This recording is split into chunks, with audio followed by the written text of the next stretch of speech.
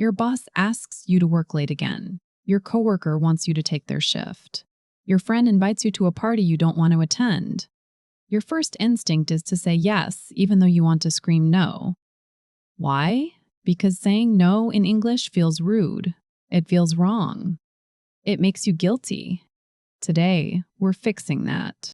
Last Friday, 5 minutes before I was leaving, my manager walked over with a stack of files, said she needed them by Monday morning. I already had weekend plans, family visiting from out of town, but I smiled and said, sure, no problem.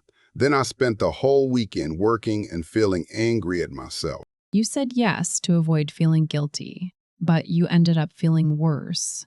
This is the trap. We think saying no damages relationships. Actually, saying yes when we mean no damages ourselves. And eventually, it damages the relationship anyway, because we become resentful. I didn't know how to say no without sounding difficult or unprofessional or like, I don't care about my job. Here's the truth. English speakers rarely just say the word no. We soften it. We wrap it in apologies and explanations. We dance around it, but we still say it. Learning this dance is your superpower. It lets you protect your time without damaging your relationships. So I need to learn the dance, not just the word. Exactly. Let me teach you the formula that works in 90% of situations. Step 1. Express appreciation or regret. Step 2. State your boundary clearly. Step 3. Give a brief reason if you want. Step 3. Give a brief reason if you want. Step 4. Offer an alternative if possible. This 4-step formula sounds natural and polite every time. Can you show me how that works in real life? Sure, your coworker asks you to take their Saturday shift. Using the formula, you say, I appreciate you thinking of me, but I can't take the shift this Saturday. I have family visiting. Maybe I can help next weekend instead. Appreciation, boundary, reason, alternative. Perfect. That sounds so much better than just saying no. It shows I care, but I still protect my time. Exactly. And notice what you didn't do. You didn't over-explain. You didn't apologize 10 times. You didn't make up a fake illness. You were honest, brief, and solution-oriented. That's professional. That's confident. What about when there's no alternative to offer? Just a straight no? Then you drop step 4. I appreciate the invitation, but I won't be able to make it. I have a prior commitment. Short, clear, respectful. You don't need to offer alternatives for everything. Sometimes a clean no is better than a messy maybe. I always feel like I need to give a long explanation, like I need to prove my no is valid. That's the guilt talking. You don't need to prove anything. Your time belongs to you. A brief reason is polite. A long justification sounds defensive. It invites argument. Keep it simple. I have plans. I'm not available. I have a conflict. That's enough. What about the word unfortunately? I see that in business emails a lot. Unfortunately is a magic word for softening bad news. Unfortunately, I can't attend the meeting. Unfortunately, that deadline doesn't work for me. Unfortunately, I'm not available that day. It expresses regret without apologizing for your existence. Use it freely. So unfortunately is my friend, not my enemy. Absolutely. Another powerful phrase is, I'm afraid. I'm afraid I can't make it. I'm afraid that won't work for me. I'm afraid I have a conflict. It sounds gentle but firm. Like you genuinely wish things were different, but they aren't. I like that. It shows I care about the relationship even while saying no. Now, let's talk about the biggest mistake. The fake yes. Maybe later, I'll try. Let me see. These are not yeses. They are delayed no's that create false hope. They make people ask again. They waste everyone's time. If you mean no, say no. Kindly, but clearly. I do that all the time. I say maybe when I mean no because I don't want to disappoint them right away. You're not protecting their feelings. You're protecting your own discomfort. But you pay for it later when they follow up. and you have to say no anyway. Rip the bandage off quickly. A clear no today is kinder than a delayed no next week. That makes sense. Short-term discomfort for long-term clarity. Exactly. Now let's practice some specific situations. Your friend asks you to help them move on Saturday. You don't want to. What do you say? I'd love to help, but I can't this Saturday. I already have plans. Maybe I can help you unpack next week. Perfect. You used "I'd love to," but, which is classic. You gave a brief reason. You offered an alternative. That's a complete answer. Your friend might be disappointed, but they won't be confused. They know where they stand. What if your boss asks you to take on a new project when you're already overwhelmed? That feels harder, more pressure. It is harder, but the formula still works. I appreciate you considering me for this project. Unfortunately, my plate is full with the current deadline.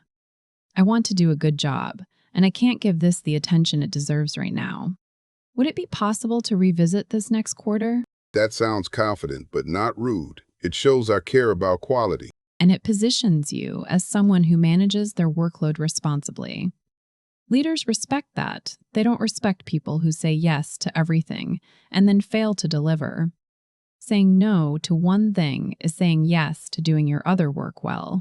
What about social invitations? I feel extra guilty saying no to friends. Same formula, warmer tone. I wish I could come, but I have other plans that day. I'm really disappointed to miss it. Let's get coffee next week and you can tell me all about it. You show genuine regret. You offer replacement connection. You maintain the friendship. So I'm not rejecting the person. I'm rejecting the specific invitation. Exactly. That's the mindset shift. No doesn't mean I don't like you. It means I can't do this specific thing at this specific time. When you separate the person from the request, the guilt disappears. You're not being difficult. You're being honest about your capacity. What if they push back? What if they say, please, just this once, or you're the only one who can help? Then you repeat your boundary calmly. I understand this is important, but I really can't this time. Don't add new reasons. Don't negotiate. The more you explain, the weaker you sound. Broken record technique. Same response, repeated politely. That feels uncomfortable, standing my ground. It is uncomfortable at first, but it gets easier. And people actually respect you more when you have clear boundaries. It shows self-respect. It shows you value your time. Paradoxically, saying no makes people trust your yes more. I never thought about it that way. My yes becomes more valuable when I don't give it to everyone. Exactly. Scarcity creates value. If you say yes to everything, your yes means nothing. If you say yes selectively, people know you mean it. They trust your commitment. Your no protects the integrity of your yes. That's a powerful way to think about it. I'm not being negative. I'm being authentic.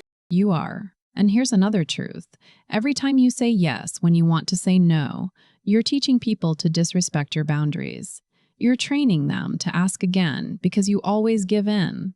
Every clear no teaches them that you mean what you say. So I'm actually helping the relationship by being clear. You are. Confusion creates resentment. Clarity creates respect. Even if they don't like your answer, they appreciate knowing where you stand. Uncertainty is more stressful than a firm no. What about body language and tone? I can say the right words but sound unsure. Great point. Your voice should be calm and steady, not apologetic. Make gentle eye contact. Don't fidget. Don't smile nervously while saying no. Your body should match your words. Confident posture, respectful expression, clear delivery. So I need to practice the physical part too, not just the script. Yes, record yourself. Watch your face. Listen to your tone. Do you sound like you believe you have the right to say no? Or do you sound like you're asking for permission? Own your boundary. It's yours to set. This is a lot to remember in the moment. Start with one phrase. Practice it until it's automatic. I'm not available then, but thank you for thinking of me. Say it in the mirror. Say it to yourself. Say it to a friend. Build the muscle memory. Then add more phrases. One phrase at a time. I can do that. And prepare for the guilt. It will come. That voice saying you're being difficult, you're missing an opportunity, you're letting someone down.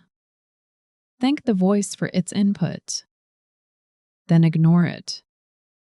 Guilt is not a sign you're wrong. It's a sign you're changing a pattern. The guilt means I'm doing something different, not something bad. Exactly. You're breaking a habit of people-pleasing. Of course it feels uncomfortable. Growth feels uncomfortable. But on the other side of that discomfort is freedom. The freedom to choose how you spend your time. The freedom to be honest about your capacity. The freedom to be yourself. I want that freedom. I'm tired of being controlled by guilt. Then start today. One no. One small boundary. One protected evening. See how it feels. Notice that the world doesn't end. Notice that people still like you. Notice that you have more energy for the things you actually want to do. One no today. I can do that. You can. And tomorrow, maybe two. And next week, you'll be protecting your time like a pro. Not because you're selfish, because you're self-aware. You know your limits. You honor them. And you communicate them with kindness and clarity. Thank you for this. I feel like I had permission to protect my own time. You don't need my permission. You needed the language and the mindset. Now you have both. Go use them. Your time is valuable. Treat it that way. And remember, every clear no is a yes to something else. Something important. Something you actually want. Every no is a yes to something else. I love that. Keep that with you. And go say no with confidence. You've got this. I've got this. Yes, you do. See you next time.